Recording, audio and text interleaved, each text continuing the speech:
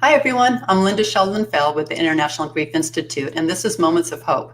Yesterday was Mother's Day. For those mothers who have lost a child, it can be a very bittersweet day. And tonight we have a special guest who's joining us who learned in the middle of a pregnancy that her baby had a fatal disorder. And she elected to carry the pregnancy to term to meet her baby girl, who she named Mary Rose. So tonight our guest is Dianna Vagianos Armentrout. Hope I said that okay, Dianna.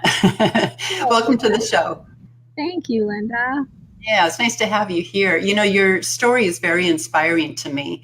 And first, I want to recap for our viewers that you're a teacher, a workshop facilitator, an author, and a poetry therapist. Did all that come before Mary Rose or after? Before. Okay. Yeah, doing it Okay. Yeah. But it's been useful on your healing journey, especially the poetry. Right. Writing, it can be a very healing tool for people going through grief. Yes. Right. I recommend it to people, or painting. Yeah, it's helpful. Right, right. I never thought of poetry as a healing modality until we did the book Grief Diaries, Poetry, Prose, and More. And the different poetry and prose in there was just astounding, including yours. You lead that book in the very beginning, and it's just really opened my eyes to the beauty of poetry. And so thank you for doing that. So you were pregnant in 2014. Take us back to what happened. Well, we went for a routine ultrasound in the middle of the pregnancy, and the ultrasound technician got really antsy and left the room and got the doctor. I had never heard of trisomy 18, but we were given that diagnosis confirmed through blood work. And the pregnancy that we planned, was different. We had to face the reality that our daughter would not live a normal life. We didn't know how long she would live. Many babies with trisomy 18 and 13, which are similar, are born still. I think more than half are born still, and 95% are gone before their first birthday. So it's not what people expect when they get pregnant, and it's a hard journey. It's a hard path to maneuver when you're pregnant. It's never easy to lose a child, but I think being pregnant adds an extra dimension to the trauma, and you have the hormones. It's not an easy path. Yeah, right. And so when you were given the diagnosis of trisomy 18, did they explain everything to you? People don't know a lot. So we were referred to a neonatologist, and I went with my midwife to meet him. And I had all these questions, and he kept saying, we don't know. We don't know. Until the child is born, we don't know. The medical profession does not know why some children live and some don't. They don't know why some can nurse and some don't. And there's a mosaic trisomy 18 and trisomy 13, where not all of the DNA is different. But even children with full trisomy 18, I think there are about 200 in our country living, and I know one is in her 30s. But nobody knows why. Nobody knows, and those are without life support. I think if parents choose life support, they do have more time. We did not. We did not want to break our daughter or give her time. And that's no judgment to the parents who do that. Right, of course not. It's right for our path. Yeah. And so you were given this diagnosis 21 weeks into the pregnancy. Did you consider terminating? No, not me. I was in an infertile marriage for a long time before I met my wonderful second husband, Tim. And I am pro-choice, and I respect women for making whatever choices they make. But for me personally, I always said I thought I could terminate. And when they asked me to have an abortion, it was the first time that I felt her move inside of me. It was a profound moment for me. Wow. I think for my personality, I would have wondered what could have been. Right. I needed to know. I wanted to see her. I wanted to see what she looked like. I wanted to have her for whatever time and whatever life she was given. I wanted to experience that. When did you name her Mary Rose? That just kind of came around the same time, maybe a couple weeks after, and it was just like in my heart. I'm of Greek descent. Mary Rose is not a Greek name in any way, so it's more of a Catholic name, I think. But that just felt right for her, and there are roses everywhere in my life, so it's nice to have that. Yeah, it's beautiful, beautiful.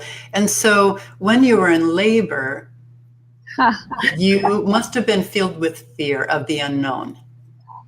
I had contractions on and off for 21 days. Mild, they were mild, and then they got a little stronger, and it was so hard to face. I was terrified to face the reality, and I had been through labor once. I have a living son. I knew what labor was. I knew what the postpartum body was, and I could not believe that I had to do this to bury my baby. I just could not believe that. So it was very hard for me to face it, to really focus on how could I do that. I didn't think I was strong enough. So I had two wonderful midwives and a wonderful bereavement doula with me, and my friend Cindy, who made a painting which I can show bereaved moms. It's called Healing Companion, and she painted this for Mary Rose and for me when I was pregnant. It's on my website in color, but there's an angel. Yeah, so she was there also, and they kind of, it was like they were my guardians. They surrounded me, and they were just there to love Mary Rose and love me through this. How long did she live after she was born? About an hour. Okay. It was so, as soon as the placenta was birthed, she stopped breathing. Yeah, it was very quick. Okay. And even knowing that could be an outcome, we were shocked. You're never quite prepared for this. Right. And not, with so much unknown about trisomy 18, going through the labor and not knowing. And so, my heart goes out to you, but I also see you as a bit of a heroine, someone with incredible courage to, bring new life forward, knowing that there was a high likelihood that new life was not viable. And it takes on this planet, not viable, but I believe in the soul, and I think her life has purpose. Through my book that I wrote, she's comforting many people, and she's helping people understand the pregnancies that go like this. So, do you have your book with you? I do. Yeah. Walking the Labyrinth of My Heart. And it's on Amazon. And I have a blog with several chapters up there for people to read. That was very important that I took the experience and offered it as service to others. I didn't find a book that was what I wanted when I was pregnant, which was a book that had some poetry, a book that really questioned, felt the grief, felt the pain. And also I needed a how-to. Do you plan a funeral? Do you send out birth announcements? Right. How do you maneuver through this kind of pregnancy?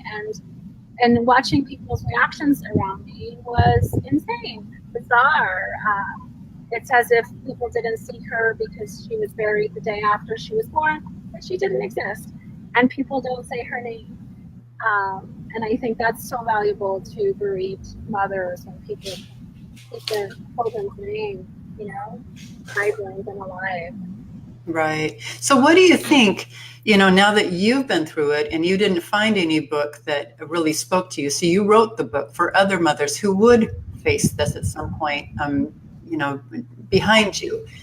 What do you think is the biggest challenge facing mothers who are, carrying a baby or who give birth to a baby that has a fatal syndrome?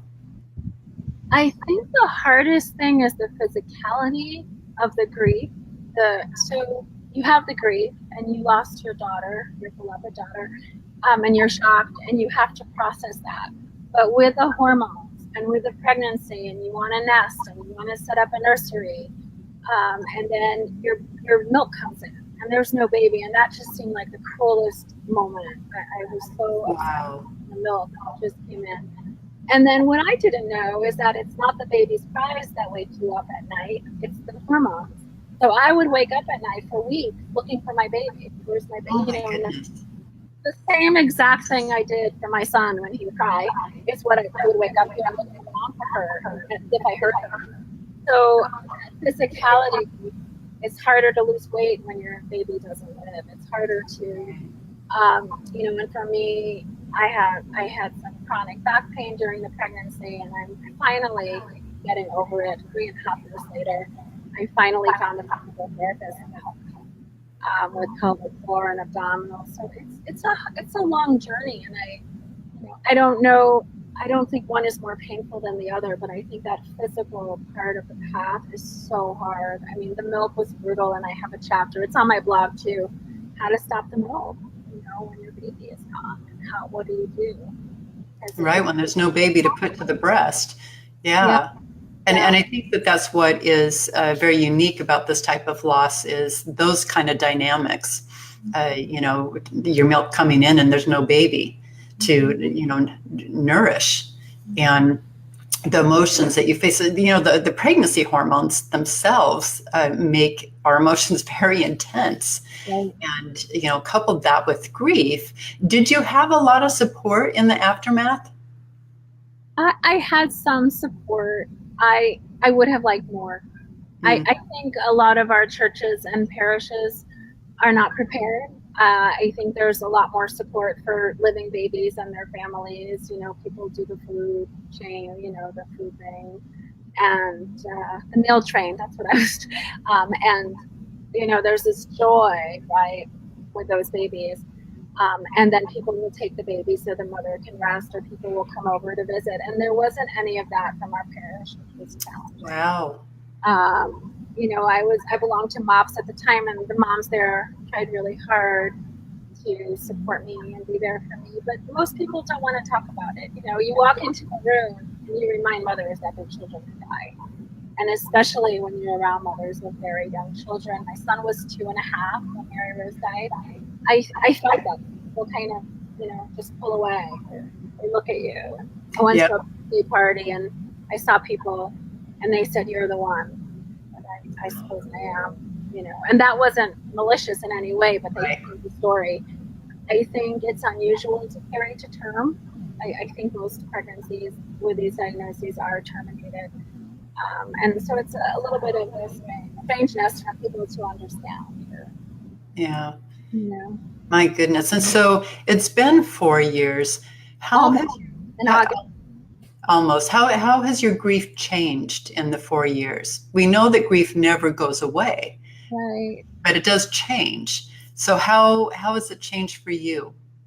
I think it's a little quieter, and I think I'm able to keep it more private. So I'm out and about, which I couldn't do in the beginning. But I'll tell you, still, when I see a pregnant woman, my trauma kicks in. Newborns mean death to me. So when a baby's about 3 months, I can handle, I'm fine. But if I see a newborn, I think coffin, because that's what I did. I had my baby, and then we prepared her for burial. So that is still there. And I've heard it takes years for some mothers to feel comfortable. It's not a discomfort, it's just the memory. The trauma triggers us to where we Right. It's a trigger. Yeah, it is. And I think that's what's so important to remember for moms who are trying to, get over it. I don't know that you do. I think we integrate it. But we do have trauma triggers. And sometimes we do need some therapies like EMDR or other trauma therapies, but I wish there was more compassion for that, Right. Now, was Mary Rose born in a hospital or in a childbirth center? I birthed her at home. I fought for that. The reason I wanted my son to meet her. Okay. He would not have met her if we were in the hospital. And they wanted her DNA. I think they were going to whisk her away for ultrasounds. They were very interested in blood work when I was pregnant, which I refused. They wanted me in clinical studies. They wanted ultrasounds every month. That was for their research. That wasn't to help my daughter. If it would have helped her, if the hospital would have helped her, I would have been the first one signed up to be there. And then they would have taken her to the morgue, and they were not going to release her body to me. And I could not bear the thought of my newborn in a morgue. So that was very challenging to maneuver. And that is my most read blog post, is home birth and a fatal diagnosis. There's a chapter in my book about it. I recommend people get perinatal hospice instead of pediatric hospice. Okay. Because pediatric hospice doesn't really understand neonatal illness. They're trained differently. And that was a big problem for us. The nurse she wanted morphine in the house, and he didn't want me to birth at home. And so she turned our pediatrician against us. He was going to come to the house. Wow. We needed somebody to sign papers. We needed somebody to pronounce her dead, or just know there had to be a doctor. And it took a while. And finally I found this amazing doctor, Dr. Fan in Virginia, and she came to the house. She drove an hour to come and do that so that we could have that home birth. My goodness. And what a treasured time that would be. But I want to clarify for viewers that when we mention hospice, many people think of cancer. Hospice provides support in really any setting. Most hospice groups will not turn anyone away, regardless of how their loved one died. And so I just want to clarify, because many people have not heard of a perinatal hospice or even pediatric hospice. So thank you for mentioning that and bringing it up, because it's a valued resource for those who are aware of it. Yes, and perinatal hospice would come in while you're pregnant, and you would sign papers and have that support, so that when you bring the baby home from the hospital, there's care and there's help. And there are many terminal illnesses and fatal illnesses that children could have, and the numbers are very low. But the numbers in the States are 1 million babies die before their first birthday. And I think about that. Where are all these families? And who's holding them, and who's saying their baby's name? And I think about it, with SIDS and with accidents and with other things. And I really hold that in my heart when I move forward. We are not a rarity. And then if you add miscarriage to the pregnancy loss, issue, some people think it's 1 in 3 women. People say 1 in 4, which is after my daughter's birth. And so that's another, I want to just hold all these moms and tell them it's okay, and they're not alone. Yeah. Women have been going through this. People say, oh, it's unnatural to bury your child. If I think of my ancestors in Greece and all these generations, many bury their children. It's been around since the beginning of mankind. Absolutely. From our earliest stories, right? Has anybody thought that Eve buried her son, right? I mean, nobody thinks about that when we tell the story of Cain and Abel. So yeah, I wish our culture had more space for us, had more compassion for us. More compassion. I think it's a compassionate training almost in all facets of our life, including the workplace. One of the subjects that's near and dear to my heart is managing compassion and training how to offer compassion in a way that is appropriate in the workplace and such. So how have you changed? We talked about how your grief has changed in the almost 4 years. How have you changed as a mother, as a person, since Mary Rose? I think there is such an appreciation for the moment. And I don't project very far into the future anymore. I don't, even with my son, I don't assume he's going to be an adult. I hope for it. But it just changes your perspective of everything. It does. Very much so. And I think there can be more joy in very small moments, and deep breaths. gratitude for milestones. And I also, Linda, you know how people say, oh, they meant well, when people say stupid things after a death, I just get frustrated with that. And I think Mary Rose gave me the clarity of voice. I mean, I was able to speak my truth before, but now I speak it no matter what, because I feel like I need to speak for her, and I need to give her due as my child. And I think just that kind of no BS, like I don't want to hear, if you ask me how many children I have, and I say to you, and my son's in elementary school, so we're online, right? People ask how many kids, and I always say 2. And then you say one is passed away, and they pull back. And I don't think it's my responsibility to hold that for people. Right. I agree. My grief is enough. You asked. I didn't lie. And so that's another challenge. And I kind of don't have patience for fluffy, pat answers, platitudes, and it was meant to be, or she's in a better place. It doesn't help us. Those things do not help us in our grief. Right. But again, it goes back to people don't know what to say, and that's where that training comes in, is helping our culture become, more aware and compassionate toward loss, because again, loss has been around since the beginning of mankind, and it's not going to stop. So it's about raising awareness on how people can react to it, and train them how to react to it. So, but I want to ask you, because you have become a beacon of light for other mothers facing something similar, what words of advice do you have for them? If you knew that all of them were watching you right now and you could speak to them directly, what would you say? Is this pregnant book awaiting a birth such as Mary Rose's, or are you talking about grief in general? Since Mary Rose. So if I were talking to a mom who was waiting for her baby to be born, who was going to die, I would tell her that she is strong enough. That somehow I wish I hadn't worried so much. I was so vigilant and so on guard, and I didn't know what to do. I didn't know how to prepare myself, and you can't prepare yourself. And for the grieving mom, I think it is so important to grieve. People want you to go cry in the bathroom, not cry in front of children, or, one of my aunts asked my mother a year later, is Dianna okay again? And I thought, well, what if one of her adult children died? Would she be over it in a year? I mean, we're never over it. So I would say to be gentle and compassionate. I mean, I believe that the creative arts are so human, painting things out. My book cover was actually an exercise in Mary Burgess's and Shiloh Sophia's book, which was amazing. It's called Mending Invisible Wings, and it has exercises for moms to do.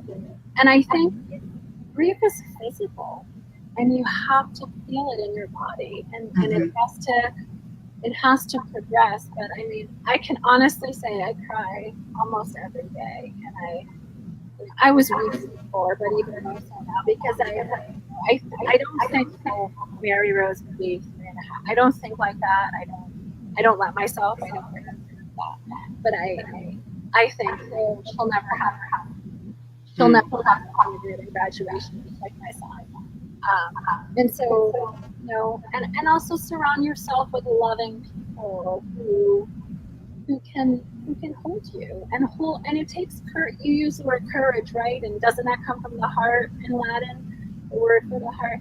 It takes courage to be in the presence of grief. It takes courage to sit with somebody. And so I wish for grieving moms and grieving fathers and grieving families to be surrounded by love and support and kindness instead of, this, we're on a schedule, so American of us, right? Right. We've got to have time frames, and that's just not how it is. And life,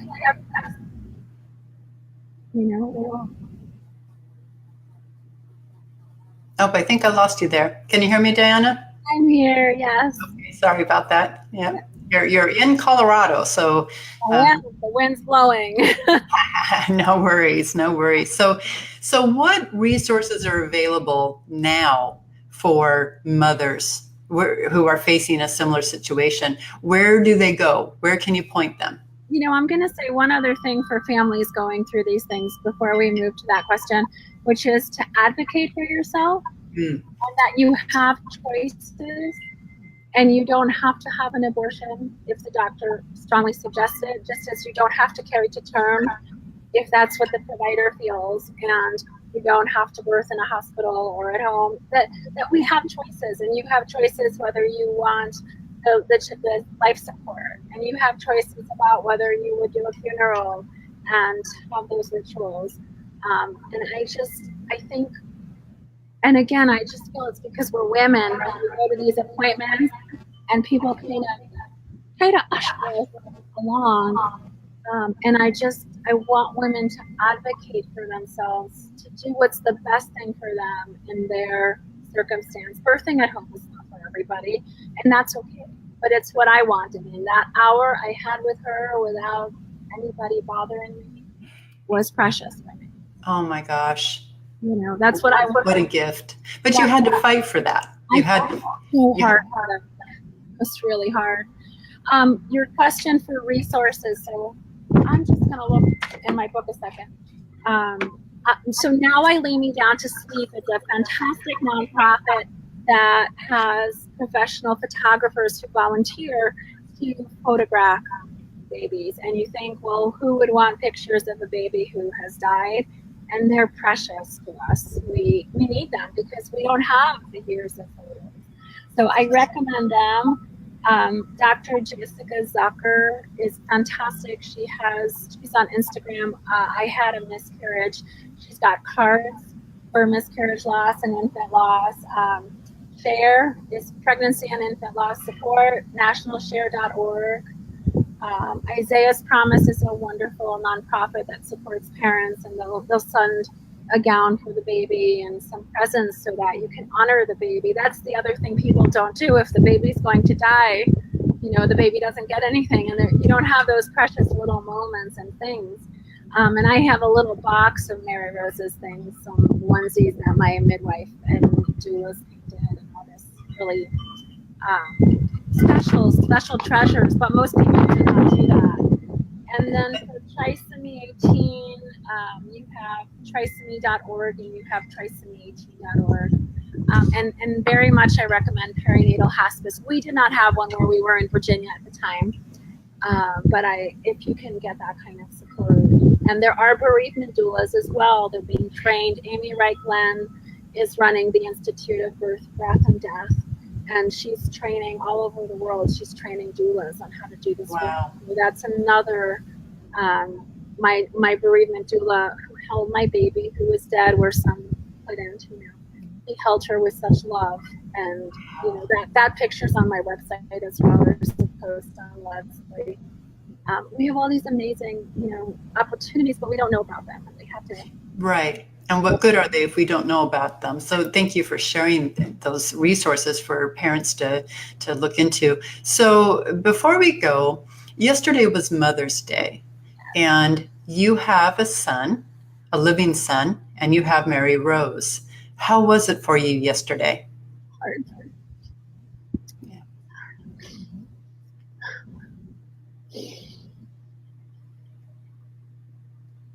Is it hard for you, Linda? Is Mother's Day still hard for you, Linda? It is. It's bittersweet. Yeah. And,